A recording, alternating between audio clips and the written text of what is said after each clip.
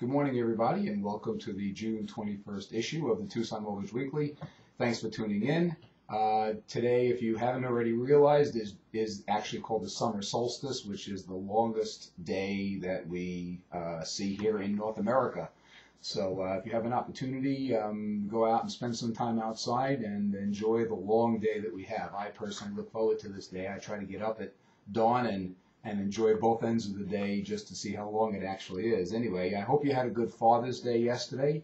My daughter is already semi-moved out, and so it's my first Father's Day as an empty nester. It was kind of a tough day to get through, but I made it. And it just goes to show you, don't ever take for granted what you have, because when the kids move out, as big a pain in the neck as they are, it is definitely tough to proceed without them. So, yeah, what's going on in the market? Last week, there were really two big events. First of all, you may have read about variations. Let me give you the absolute score. The Senate voted and approved a bill to extend the closing date on already ratified contracts to still qualify for the first-time homebuyer and move-up homebuyer tax credit.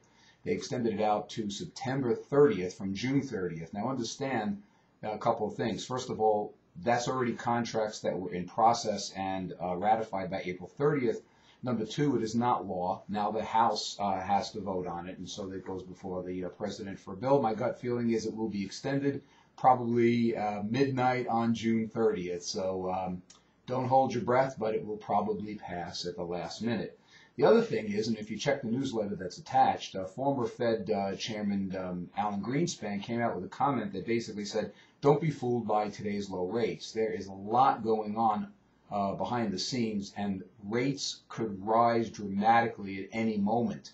And we've already kind of sort of seen a little bit of a knee-jerk response to that. This morning, China announced that they were going to allow a lot more flexibility to the yuan, which is their currency, and they've been pegging it to the US dollar forever. And so right now, because the US dollar is low, the Chinese yuan is low, and that's actually affected us by having very low rates. If they would have floated and let it go on its own and it got much stronger, which it would, we would see rates go up huge. So make no mistake, China's monetary policy will affect the U.S., and that is in the process of changing right now.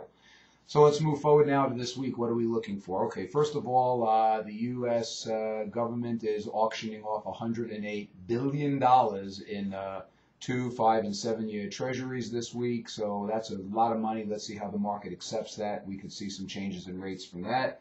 Number two, the Feds are meeting on Tuesday and Wednesday, and they are announcing their decision at 2:15 Eastern, 11:15 Arizona time, about what they're going to be doing with rates, federal, the federal funds rate.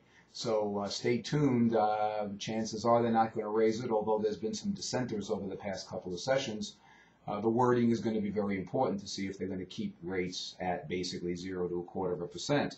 So bottom line is, this is a great time to lock in rates. All of the signs are that rates will increase.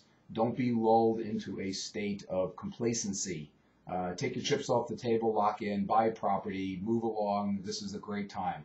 Lots of other stuff going on. Check the blog site, TucsonMortgageBlog.com, for up-to-the-minute news. I'm Todd Abelson with Sun Street Mortgage. Thanks a lot. Enjoy this great long day. Bye-bye.